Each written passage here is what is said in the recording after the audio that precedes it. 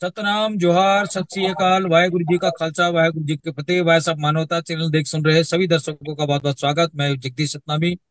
आज के हमारे खास एपिसोड और खास परिचर्चा पर हमारे साथ जुड़े खास मेहमानों का स्वागत करता हूँ। डॉक्टर आर आई सोनवानी साहब जुड़ चुके हैं राजनांदगांव से, बहुत बहुत स्वागत सतनाम। राजेंद्र बंजारे साहब भिलाई से जुड़ रहे हैं, उनका भी बहुत बहुत स्वागत सतनाम। जैसा कि आप सब लोगों को मालूम है कि ज्योतिबा फुले साहब की योगदान उनके आ, जीवन के संघर्ष पर हमारी एक एपिसोड चल रही है, जिसकी आज 17वीं कड़ी है। उस विषय पर आज का जो हमारा विषय है, शोषित पीड़ित प्रताड़ित गुलामगिरी से मुक्त समाज की परिकल्पना। तो इस विषय पर आज हम आ, 30 से 40 मिनट हम लोग इस विषय पर विद्वान जनों से, बुद्धिजीवी साथियों से हम जो चर्चा करेंगे, क्योंकि इनके विचारों तक जन जन तक पहुंचाने के लिए हमारी भाई साहब मानवता चैनल ने बीड़ा उठाया है। और इसी कड़ी में आज की हमारी जो विषय है, इस पर हम बात करने से पहले राजेंद्र बंजारे साहब का मैं स्वागत करता हूं, जो भिलाई से जुड़े हुए हैं। और आज की इस परिचर्चा पर सब पहले आमंत्रित करता हूं डॉक्टर आर आई सोनवानी साहब को। बहुत बहुत स्वागत सतनाम। इस विषय पर अपनी बात रखेंगे सोनवानी साहब। जी। अ, मानवता चैनल के हमारे अग्रणी वंदनीय आयोजक जी हैं मेघराज जी, और हमारे संचालक जो है आदरणीय पूरे साहब है। इस प्रोग्राम में हमारे बंजारे साहब भी जुड़ चुके हैं। और आज के विषय पर जैसे कहा गया है कि अ, पीड़ित शोषित गुलामगिरी समाज मुक्त समाज करके, तो मोटे मोटे तौर पर यही कहना चाहूंगा कि भारतीय समाज का बहुत बड़ा हिस्सा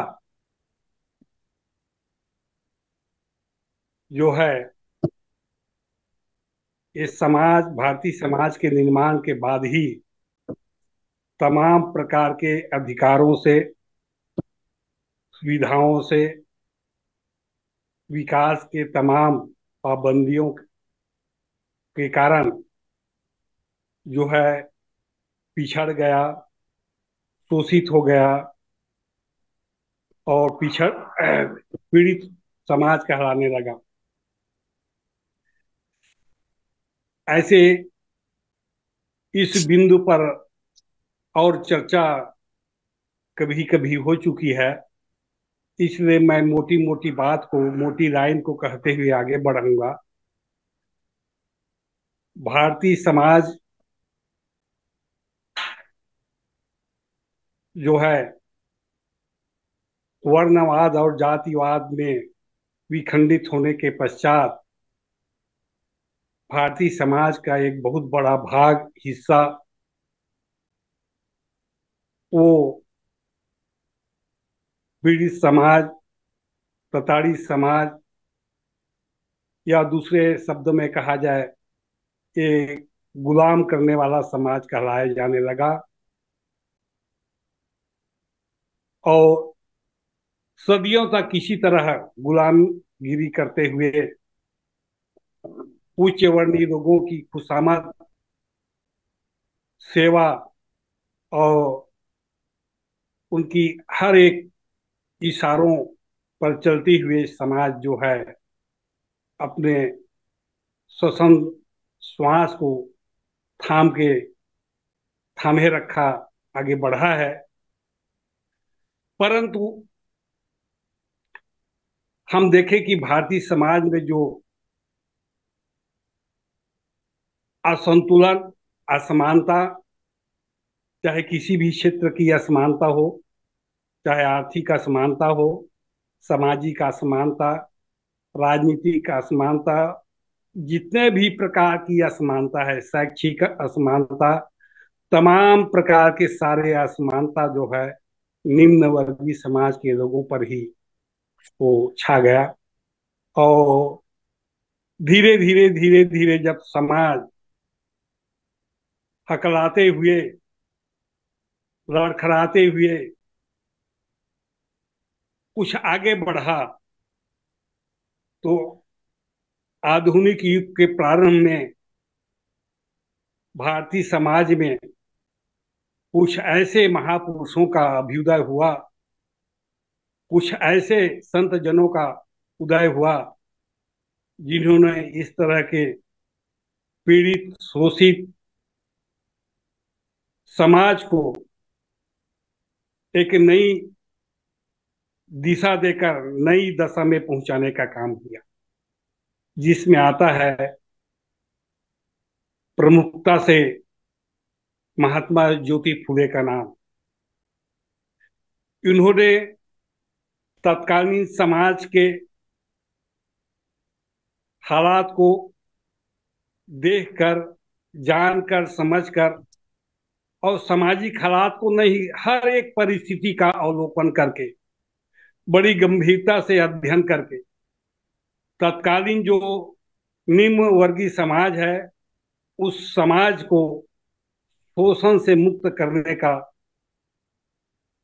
पीड़ा से उबारने का और एक बेहतर अवस्था में पहुंचाने का काम किया।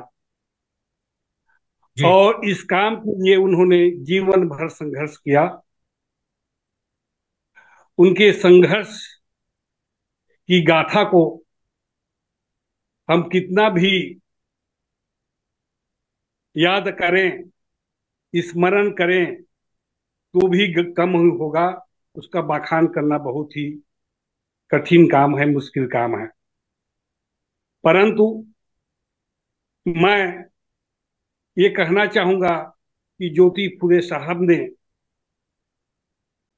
तत्कालीन समय में हर एक परिस्थितियों से जूझकर सामाजिक, आर्थिक, धार्मिक, राजनीतिक जितने भी परिस्थितियां थी, उन सब परिस्थितियों से जूझकर तत्कालीन निम्न वर्गीय या शोषित समाज को एक नई अवस्था में ले जाकर स्थापित करने का कोशिश किया। एक नई दशा में, नई अवस्था में ले जाकर उसको स्थापित करने का कोशिश किया। और इस संदर्भ में, इस क्षेत्र में उनको सफलता भी मिली। आज उनको सफलता मिली है, कामयाबी मिली है, इसीलिए आज वो विश्व में पूजे जाते हैं, माने जाते हैं, या उनका जो है प्रेरणा पुंज के रूप में उनको जाने जाते हैं। अब महात्मा ज्योति फुले साहब ने समाज को एक नई दशा देकर, नई अवस्था देकर, एक नई रोशनी देकर, एक नई विकास की गति देकर या शिक्षा की गति देकर, जो भी प्रकार की गति दी है, तत्कालीन अवस्था से उन्हें ऊंचा उठाने का काम किया। वो ऊंचा उठाया। और समाज जो है, निम्न वर्गीय समाज, जो दलित, शोषित, पीड़ित समाज है, वो अपनी तत्कालीन अवस्था को छोड़कर एक नई अवस्था को प्राप्त किया, प्राप्त किया। और इसका जो प्रभाव है तत्कालीन समाज में पड़ा, केवल दलित वर्गीय समाज में नहीं या निम्न वर्गीय समाज में नहीं, इसका असर, इसका प्रभाव तत्कालीन समाज में पड़ा। चाहे वह किसी भी समाज हो, चाहे उच्च वर्गीय समाज हो, निम्न वर्गीय समाज हो, या आर्थिक क्षेत्र में हो, धार्मिक क्षेत्र में हो, सभी क्षेत्र में पड़ा। और यही कारण है कि धीरे धीरे भारत में एक नई चेतना का अभ्युदय हुआ, एक नई चेतना का उदय हुआ। और संपूर्ण भारत अपनी तत्कालीन अवस्था को त्याग कर तत्कालीन अवस्था को वो छोड़कर एक नई अवस्था को, एक नई चेतना को हासिल किया, एक नई जागृति को हासिल किया, और भारत में एक नवीनता, एक सांस्कृतिक नवोत्थान का क्रम शुरू हुआ, या युग शुरू हुआ, या क्रम शुरू हुआ। और भारत में सांस्कृतिक नवोत्थान के आने के परिणाम स्वरूप पूर्णतः समाप्त नहीं हुआ, लेकिन समाज में, धार्मिक क्षेत्र में, सामाजिक क्षेत्र में और अन्य आर्थिक राजनीतिक क्षेत्र में कुछ हलचलें हुई। कुछ हलचलें आने के कारण से थोड़ा सा एक जो है सामाजिक गतिशीलता में तब्दीली आई, परिवर्तन आया। और आने के बाद भारतीय समाज एक नए ओजपूर्ण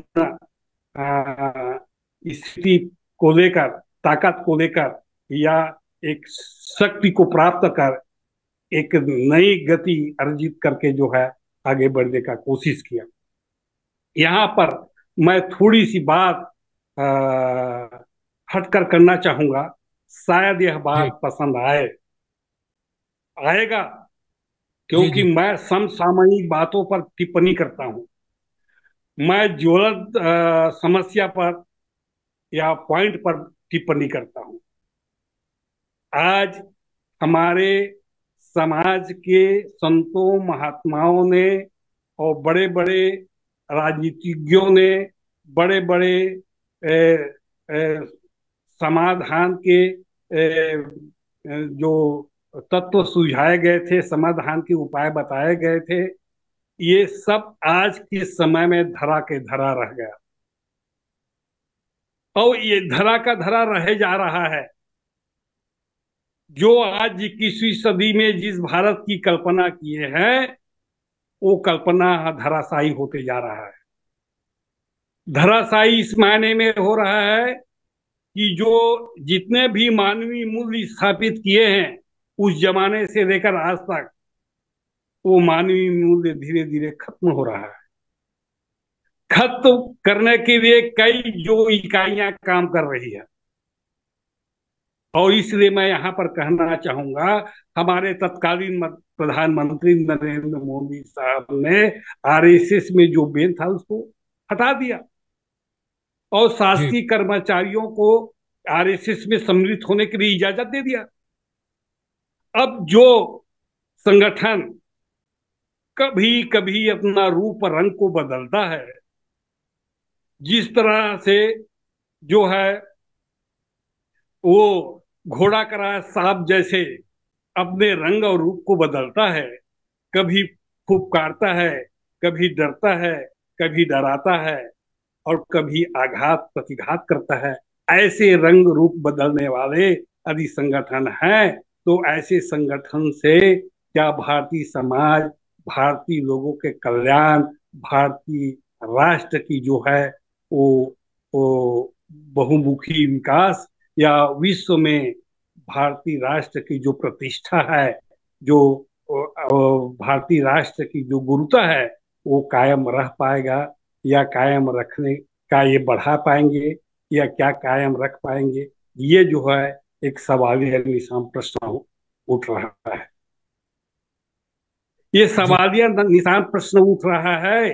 क्यों? क्योंकि जिन मानवीय मूल्यों को हमारे देश के लोगों ने, चाहे वह संत कहिए, महात्मा कहिए, समाज सुधारक कहिए, राजनेता कहिए, या चाहिए विचारक कहिए, या और अन्य श्रेणी के विद्वान कहिए, जिन्होंने बड़ी मेहनत करके, बड़े परिश्रम करके उन मानवीय मूल्यों को स्थापित किया था, जिन मानवीय मूल्यों की नकल, जिन मानवीय मूल्यों का जो है प्रेरणा आज पूरी दुनिया के लोग लेते हैं, ऐसे मानवीय मूल्यों को स्थापित किया था, जिसको विश्व के जो मानवता, विश्व के इंसान जो भारत की मानवीय मूल्यों को जो से प्रेरित होते हैं, ऐसे मानवीय मूल्यों को मिटाने के लिए इस तरह के जो है देश के भीतर या देश में इस तरह संगठनात्मक कार्रवाई होगी, तो ऐसी स्थिति में भारत का सारे नक्शा बदल जाएगा। भौगोलिक नक्शा भले नहीं बदलेगा, लेकिन सामाजिक, आर्थिक, राजनीतिक, धार्मिक सारे जो तस्वीर है, वो एक ऐसा समय आएगा, ये सारे तस्वीर बदल जाएंगे। और बदल जाने के पश्चात हम ये सोच रहे, हम ये भी कल्पना कर रहे हैं कि जिस तरह से एक समय था शोषित पीड़ित समाज या गुलामगिरी मुक्त समाज की कल्पना करते हैं, क्या यह कल्पना आगे चलकर साकार हो पाएगा या पूरा हो पाएगा? क्या हम अपने भविष्य के भारत के भविष्य में हम इसको देख पाएंगे, इसको जान पाएंगे, या हम हमारे जो भविष्य की पीढ़ी क्या इस तरह की एक सुनहरा दिन, एक बेहतर दिन, एक उज्जवल भविष्य की कल्पना कर पाएगा या देख पाएगा? ये जो सवाल या निशान आज के समय में, आज की परिस्थिति में, आज के हालात में, आज की सदी में खड़ी हो गई है, चिन्ह लग गया है। जिसका निदान का क्या उपाय है, जिसका समाधान का क्या उपाय है, जिसका निवारण का क्या उपाय है, आज निरुत्तर हो रहे हैं लोग। किसी के पास उत्तर नहीं है, किसी के पास उत्तर नहीं है। खोजने के लिए कोई विकल्प नहीं मिल रहा है कि हम ऐसे जो संगठन है, ऐसे जो है दल हैं, ऐसे से हम भारत का भविष्य कैसे बचा पाएंगे, भारत की जनता को कैसे बचा पाएंगे, भारत के लोकतंत्र को कैसे बचा पाएंगे, भारत के संविधान को कैसे बचा पाएंगे, भारत के भविष्य को कैसे बचा पाएंगे, भारत की गुणता को कैसे बचा पाएंगे? क्या भारत में फिर दलित, पीड़ित, शोषित और गुलामगिरी मुक्त समाज की कल्पना हम देख पाएंगे? क्या सपना हमको देखने को मिलेगा? क्या ऐसा समाज जो है भविष्य में निर्मित हो पाएगा, स्थापित हो पाया जाएगा? इसकी कल्पना करना आज जैसे कि भूत को जादू से भगाने के समान है। जैसे भूत को जादू से, मंत्र से भगाते हैं, उसी तरह आज इस तरह के ताकत को, इस तरह की शक्ति को मंत्र से, जादू से भगाने की तरह है, जो पूरा के पूरा जो है कोरा साबित होगा, निरर्थक साबित होगा। और बिल्कुल इस क्षेत्र में, इस दिशा में जो है, जो कामयाबी या जो हासिल होगी करके सोचेंगे, ये बिल्कुल जीरो के जीरो, शून्य सा हाथी लगेगा। इससे कोई फल प्राप्त होने वाला नहीं है। इसलिए जी सचेत हो जाइए। भारत की जो एक 140, 75, 40, 45 करोड़ जनता है, मैं इस मंच से आवाहित करता हूं, अपील करता हूं, प्रार्थना करता हूं कि भारत की 145 करोड़ जनता सचेत हो जाइए, समझ जाइए, और एक प्रकार के नए चिंतन के दौर में जाकर एकजुट हो जाइए। एकजुट हो जाइए कि सांप्रदायिक ताकत इस देश की लोकतंत्र को न तोड़ सके, इस भारत की अखंडता को न तोड़ सके, भारत के संविधान को छिन्न भिन्न न करे। और जो यहाँ के जो कड़ी मेहनत और परिश्रम करके, अपने सर्वस्व निछावर करके जिन लोगों ने भारत का नक्शा बनाया है, भारत का ढांचा बनाया है, जिस ढांचे पर, जिस प्रशासनिक तंत्र पर, जिस संवैधानिक तंत्र पर के बलबूते आज लोकतंत्र इतने साल आगे बढ़ा है, उसको बढ़ने से किसी भी प्रकार के रोकने की कोशिश न करे, किसी तरह से छिन्न भिन्न करने की कोशिश न करे, किसी भी तरह जी से उसको क्या है उल्टी दिशा में मोड़ने की जी कोशिश न करे। इन्हीं शब्दों के साथ मैं महात्मा ज्योति फुले के उनके पुण्य कर्मों, उनके अच्छे कर्मों का मैं नमन करते हुए अपनी बात समाप्त करता हूँ। धन्यवाद। जी, बहुत शुक्रिया। सोनवानी साहब हमारे साथ बने रहे आज के विषय पर। अगले वक्ता के रूप में हमारे बीच में राजेंद्र बंजारे साहब जुड़ चुके हैं। मैं उनसे आग्रह करता हूँ सतनाम इस विषय पर अपनी बात रखने के लिए। बंजारे साहब सतनाम, और अपनी बात रखें। अभी आपने डॉक्टर साहब के विचारों को सुना। जी सर। वाहिगुरु सतनाम, वाहिगुरु खालसा, वाहिगुरु फतेह।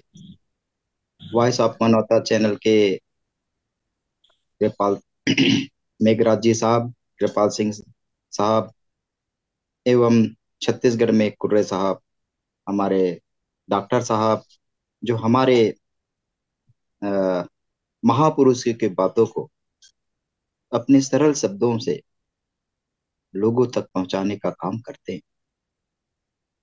और इन सरल शब्दों के माध्यम से अगर लोग सचेत हो जाते हैं और सचेत होकर के अपना तो भला कर ही सकते हैं, अपना परिवार का भी भला कर सकते हैं, समाज का भी भला कर सकते हैं। वर्तमान समय में अभी विषम परिस्थिति बनी हुई है। उस विषम परिस्थितियों में भी आज का जो विषय है, गुलामगिरी संगठन की आवश्यकता। महात्मा ज्योतिराव फुले उस विषम परिस्थितियों में भी यही देखने को मिला था। अभी वर्तमान में जो स्थिति है उससे भी बदतर स्थिति में हमारे पूर्वज जीवन यापन करते थे। उनका जीवन मानव की तरह नहीं होकर के एक जानवर की तरह। यह इसका दोष को ढूंढने के लिए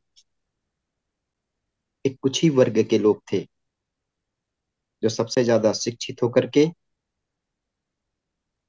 अपनी विद्या को आगे बढ़ाने का काम करना चाहिए था, लेकिन अपने स्वार्थवश होने के लिए, अपने समाज, अपने कुल को मजबूत बनाए रखने के लिए, लोगों को शोषण करने के लिए शिक्षा को 5000 साल तक अपने कब्जे में रखा। शिक्षा का महत्व बहुत ही महत्वपूर्ण है। जब आदमी शिक्षित होता है तो वो स्वयं में सुधार आता है। वर्तमान समय में हमें देखते हैं सबके पास स्मार्टफोन है, पर अपने आप में स्मार्ट जीवन नहीं है उनके पास। हम स्मार्ट जीवन अगर जीना चाहते हैं, अर्थात सुखमय जीवन जीना चाहते हैं, तो हमारे महापुरुषों के जो योगदान है उनको जानना समझने की बहुत जरूरत है। जिस तरह से इस देश में सबसे पहले सत्य की खोज करने वाले महात्मा महावीर, महात्मा बुद्ध, कबीर साहेब और अन्य जो सामाजिक क्रांतिकारी विचारधारा के कारण हुए, अलग अलग क्षेत्र में अलग अलग हुए। महाराष्ट्र में ज्योतिराव फूले, छत्तीसगढ़ में गुरु घासीदास जी और पंजाब में गुरु नानक साहेब। अन्य क्षेत्रों में अलग अलग लोग पैदा हुए। सबका एक ही विचार था कि सबको शिक्षा, सबका कल्याण, सबका भला हो। परंतु कुछ लोगों ने अपने स्वार्थ के लिए बहुत सारे ग्रंथों की रचना करके अपनी काल्पनिक कथाओं को सत्य साबित करने का काम किया, और उस काल्पनिक कथा के कारण आज हम सब गुलाम हैं, क्योंकि उसके पास पावर है। पावर जो होता है, जो हम लोग आज वर्तमान परिस्थिति में देखते हैं, तो पावर तो बहुत सारे हैं।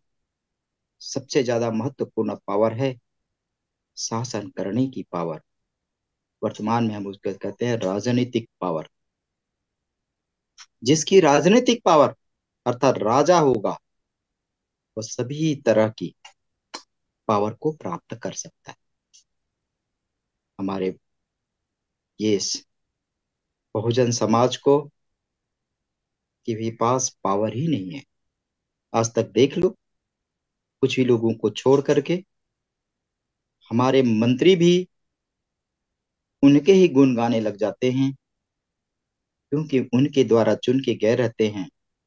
चुन के तो जाते हैं, हमारे संतों गुरुओं के मेहनत के अनुसार वो चुन के जाते हैं।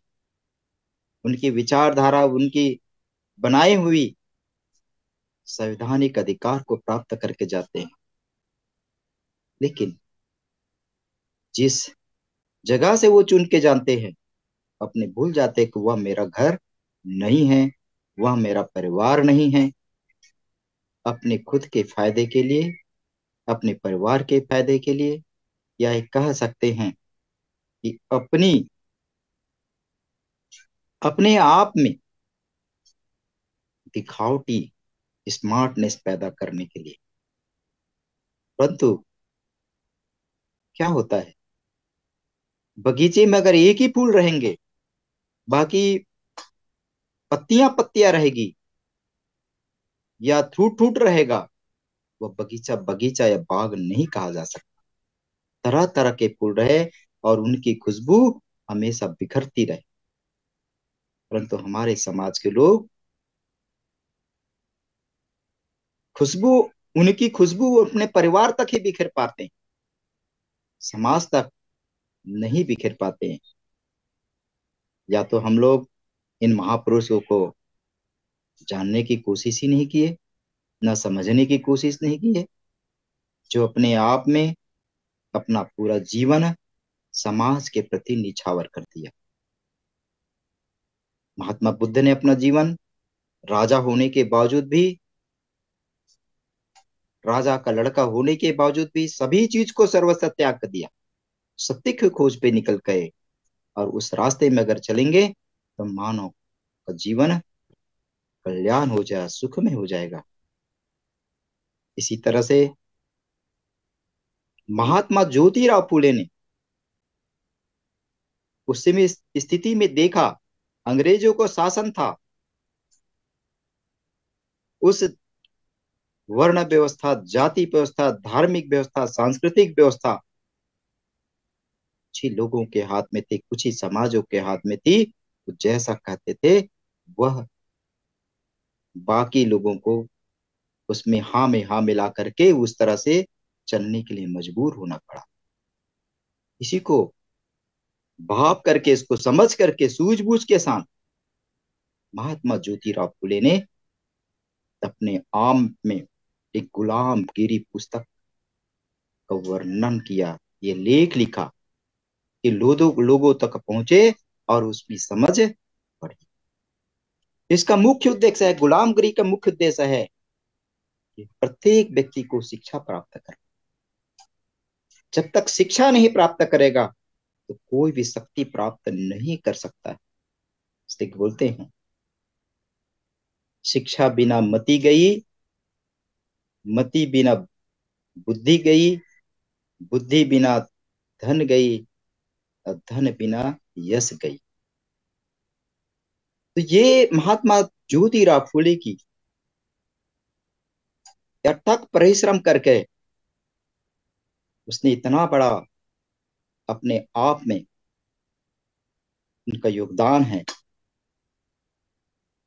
कि परिवार को आगे नहीं बढ़ाने का, अर्थात बच्चा नहीं पैदा करने का एक संकल्प लिया।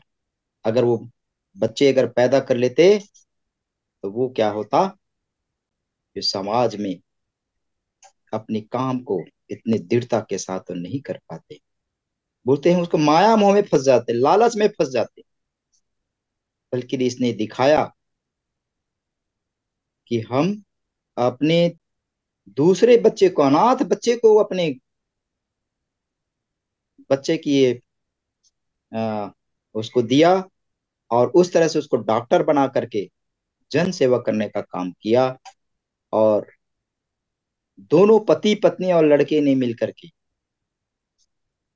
इस महत्वपूर्ण काम को जानकारी हासिल किया। तो हम लोग आज जानते हैं कि महात्मा ज्योतिराव फुले जो 1873 ईस्वी में समाज के दलित वर्ग के लिए गुलामगिरी को लिखा, ताकि उन्हें जाति व्यवस्था के भेदभाव और उत्पीड़न का एहसास हो सके।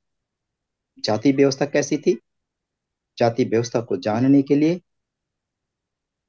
हमें हमारे वर्ण व्यवस्था को जानना है, श्रेणी व्यवस्था को जानना है। एक संक्षिप्त में दे दूंगा जानकारी वर्ण व्यवस्था कैसी होती है। वैसे डिटेल है वो, क्योंकि एक टाइम समय ही निकल पाएगा उसमें। वर्ण व्यवस्था जो है, वर्ण जी व्यवस्था के कारण ये एक ग्रंथ लिख डाला उसने, जिसको वेद और पुराण, चार ग्रंथ लिख डाले। पूरी कोरी की कोरी काल्पनिक है, और वो काल्पनिक के माध्यम से उसको सत्य में साबित करने का काम किया। और इसी कारण आज हमारे लोग गुलाम। वर्ण व्यवस्था यही बताता है कि चार वर्णों में बांट करके लोगों को बेवकूफ बनाने का काम किया, शोषित करने का काम करते रहे। जैसे उसमें देखा जाता है सबसे टॉप में होता है ब्राह्मण। हर क्षेत्र में देखोगे, चाहे शिक्षा के क्षेत्र में देख लो, राजनीतिक क्षेत्र में देख लो, धार्मिक क्षेत्र में देख लो, और अन्य सांस्कृतिक क्षेत्र में देख लो, आर्थिक स्थिति में देख लो, मजबूत नजर आते हैं। क्योंकि उनके पोषक नीचे वर्ग के लोग हैं, दूसरी वर्ण व्यवस्था के लोग हैं। पढ़ने लिखने का काम रहते जरूर हैं, हमारे देश में मात्र 3.5% है।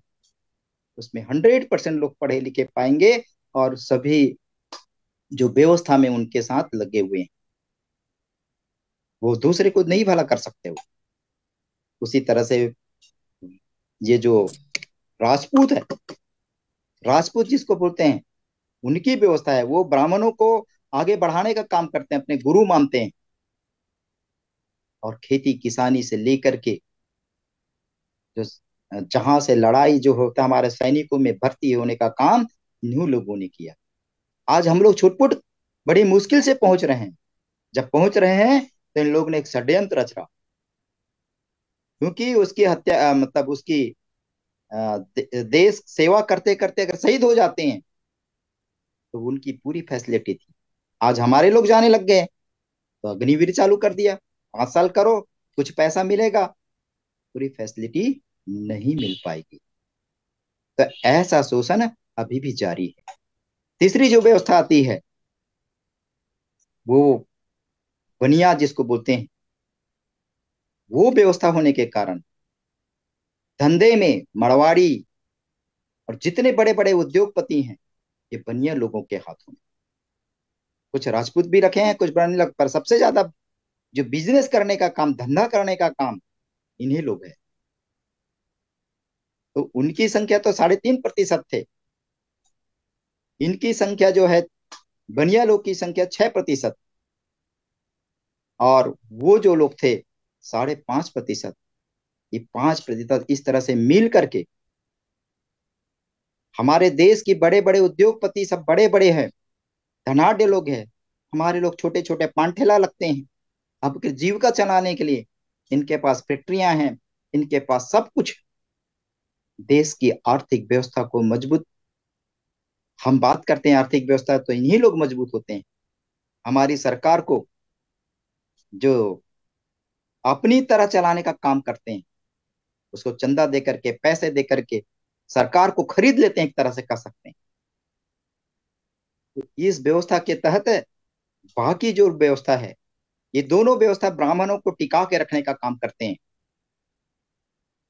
और बाकी के जाति की बात करोगे तो इनको ब्राह्मण की जाति ब्राह्मण, बनिया की जाति बनिया, राजपूत की जाति बनिया सर्टिफिकेट बनाएगा। और बाकी जो शूद्र लोग हैं, वो शूद्रों को 3 भागों में बांट दिया उसने। पिछड़ा वर्ग, पिछड़ा वर्गों की संख्या कितनी है? 6,647 शूद्रों की जनसंख्या है। 52% से लेकर के 55% के लोग हैं यहाँ पे। और उसको किस में टुकड़े में तोड़ दिए? पिछड़े वर्गों को जातियों में तोड़ के रखे। कुर्मी, नाई, धोबी, कड़ार, काची, माझी, जितने भी है, इस तरह से वो जाति में बांट के रखे। और एक जाति दूसरे जाति से भेदभाव करते हैं। जातियों में उपजाति बना के रखे हैं। कुर्मियों में देख लो, साहुओं में देखो कितने जातियां मिलती है। तो आपस में भेदभाव करने का काम करवाते रहे। इसी तरह से पिछड़े वर्ग, उसके बाद बोलते हैं डॉक्टर बाबा साहब अम्बेडकर ने अनुसूचित जाति, इसको शेड्यूल कास्ट, अपनी अनुसूची में शामिल किया गया। इसके अनुसूचित जाति की बात कही। अनुसूचित जनजाति, जनजाति की स्थिति तो बद से बदतर है। और SC जिसको शेड्यूल कास्ट के लोग बोलते हैं, ये तो संघर्षशील रहते हैं।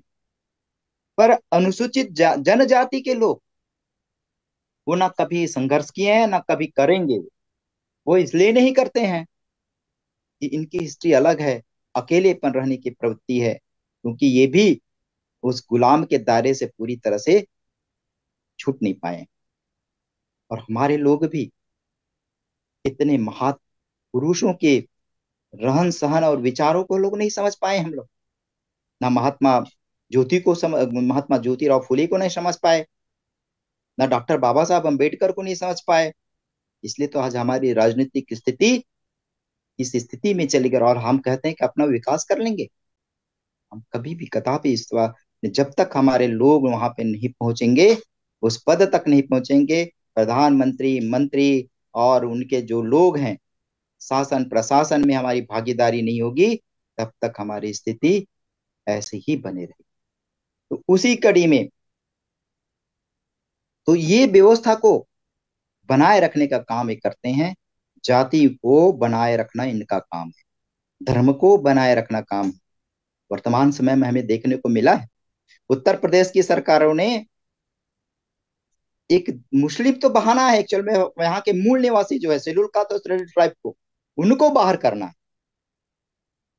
जैसे उसने बोला कांवड़ यात्रा जारी किया तो मुसलमानों लोग जो फल बेचते थे, ज्यादातर हमारे छोटे छोटे जो उद्योग हैं, छोटे छोटे अपने जीविका चलाते हैं, फल चला करके और किसी छोटे छोटे काम करके मुस्लिम लोग अपना गाड़ी बना करके, गद्दे बना करके इस तरह से जीविका चलाते हैं। तो वहां लिखने का काम करवाया कि तुम अपना पूरा नाम लिखो, इससे जो है उसकी आवक कम हो जाएगी और रोजी रोटी बद से बदतर हो जाएगी।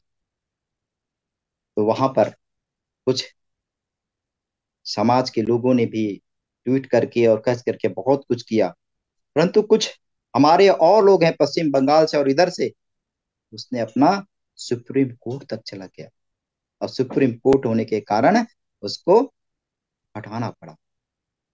ये देश की संविधान किस दिशा, संविधान की स्थिति कहाँ जा रही है। हम संविधान की बात करते हैं और संविधान को इन लोग जो है संशोधन करके मिटाने का काम कर रहे हैं। तो भारतीय समाज की सामाजिक रचना में ब्राह्मणवादी वर्चस्व और उनके पाखंड के बारे में एक गुलामगिरी में बात करते थे। इनसे जाति व्यवस्था की प्रथा का आलोचना की। महात्मा फूले जी ने ब्राह्मणवाद पर कड़ा प्रहार किया था। उनका कहना था कि ब्राह्मणवाद के कारण देश के शूद्र और अति शूद्र आज भी बौद्धिक, सामाजिक, धार्मिक, आर्थिक दृष्टि से गुलाम है। उन्होंने वर्ण भेद, धर्म भेद, जाति भेद, लिंग भेद सब ब्राह्मणवादी, रूढ़िवादी व्यवस्था के प्रहार के कारण पैदा हुई।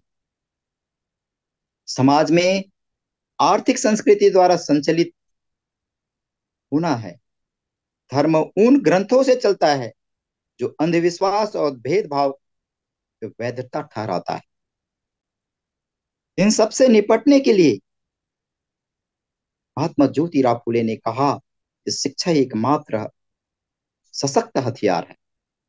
उन्होंने कहा कि शूद्रों और पिछड़ों को गुलाम से मुक्ति के लिए शोषण मुक्त समाज की व्यवस्था बनाने की आवश्यकता है। इसके लिए ज्ञान, विज्ञान, ऐतिहासिक, आर्थिक समझ की जरूरी है। जब तक इसकी समझ नहीं होगी तब तक हम आगे नहीं बढ़ सकेंगे। ब्राह्मणों ने शिक्षा का अधिकार अपने पास रखा, खुद ग्रंथ और इतिहास रचे। गुलामी से निकलने के लिए इतिहास का नए सिरे से शोध किया। महात्मा ज्योतिराव फुले ने उन्हें बहुजन समाज अस्मिता संरक्षित करने के लिए सत्य शोधक समाज की स्थापना किया था 1873 ईस्वी में। आज भी किसान और मजदूर साहूकारों, मालिकों से शोषित नजर आते हैं।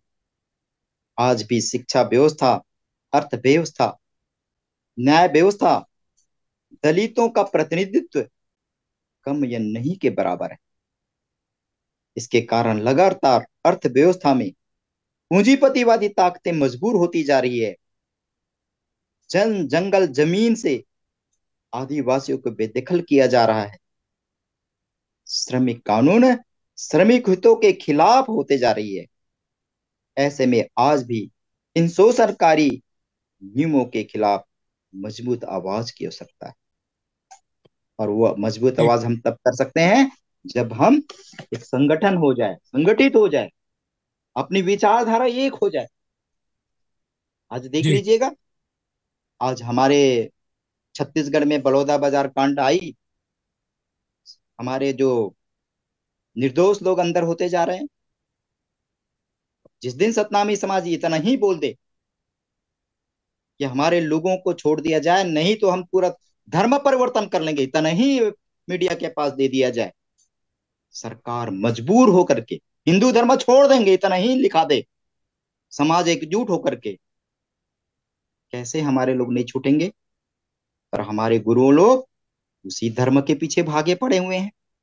हमारे जो लोग हैं स्वार्थी लोग हैं। भले हमारा सतनाम धर्म तो है ही है, हम दूसरे धर्म भी जा सकते हैं, इतना तो कर लें।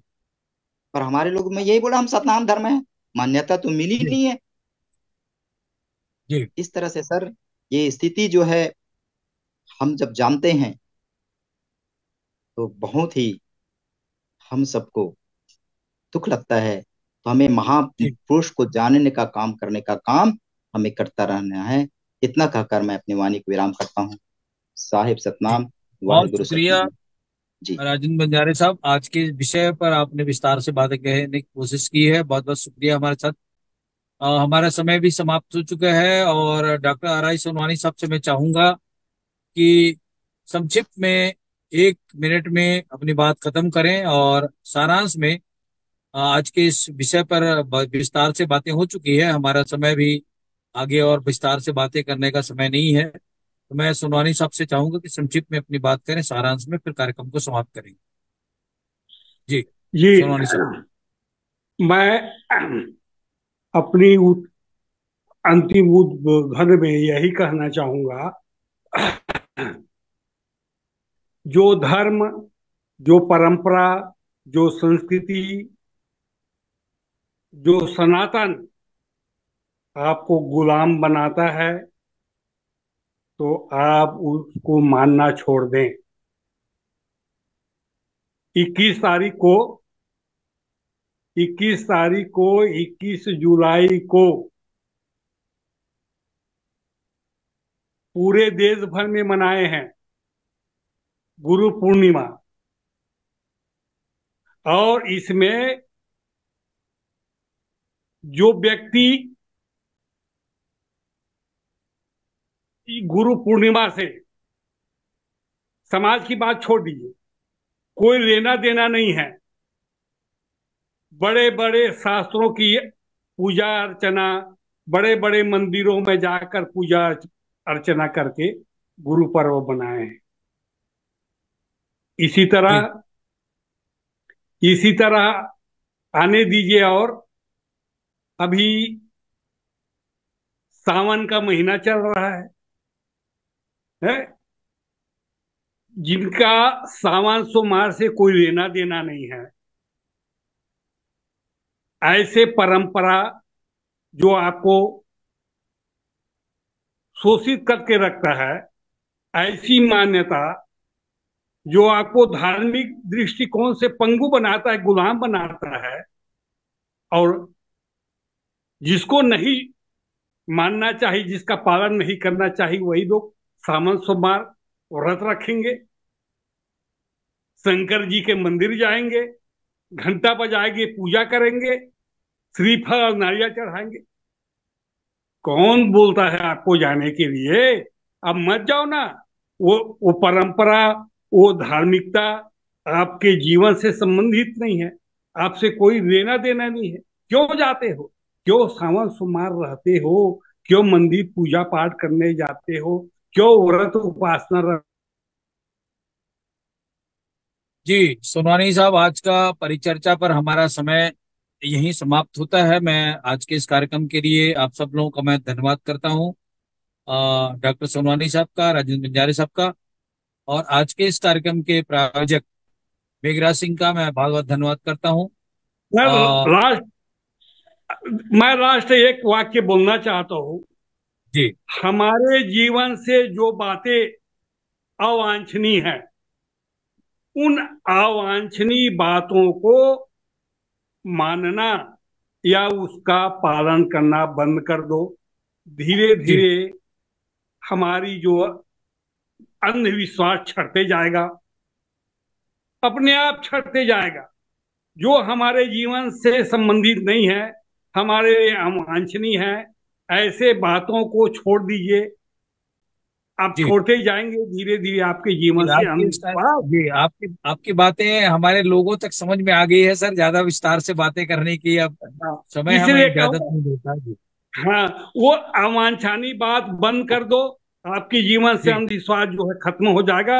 आप बढ़िया जी बुद्धिमानी बुद्धिमान विवेकशील जी ज्ञानी सामझ जी व्यक्ति कहलाएंगे, और जी। आपके जीवन को बेहतर बनाएंगे। इन्हीं शब्दों के साथ मैं अपनी समाप्त करता बहुत हूँ ये बात। शुक्रिया सोनानी साहब, आपने अपना कीमती समय निकालकर गुलामगिरी और हमारे ज्योतिबा फुले साहब के एपिसोड को सफल बनाने में अपना कीमती समय निकाल कर के ऐतिहासिक कार्यक्रम में हमारे साथ जुड़ करके अपने विचार जन जन तक पहुंचाने में योगदान दे रहे हैं। बहुत शुक्रिया राजेंद्र बंजारे साहब का। मैं धन्यवाद करता हूं कि वो भी अपनी कीमती समय निकाल करके आज की इस परिचर्चा पर भाग लिए। आज के इस कार्यक्रम के प्रायोजक कृपाल सिंह जी, मेघराज सिंह जी, जो अमेरिका से हमारे सहयोगी हैं, उनका मैं धन्यवाद करता हूं। अगली 18वीं कड़ी में फिर हम आपके साथ हाजिर होंगे आज के दिन ही। तब तक के लिए आपसे विदा चाहते हैं। अब हमारे वॉइस ऑफ मानवता चैनल से लगातार जुड़े रहें, देखते रहें, सुनते रहें, लाइक करें, शेयर करें और अपनी प्रतिक्रियाओं से हमें अवगत कराएं। और मैं आज के इस कार्यक्रम की समाप्ति के लिए आप सब लोगों से विदा चाहता हूँ। बहुत बहुत शुक्रिया। सतनाम जोहार, सत श्री अकाल, वाहे गुरु जी का खालसा, वाहे गुरु जी की फतेह। थैंक यू आप सब लोगों को।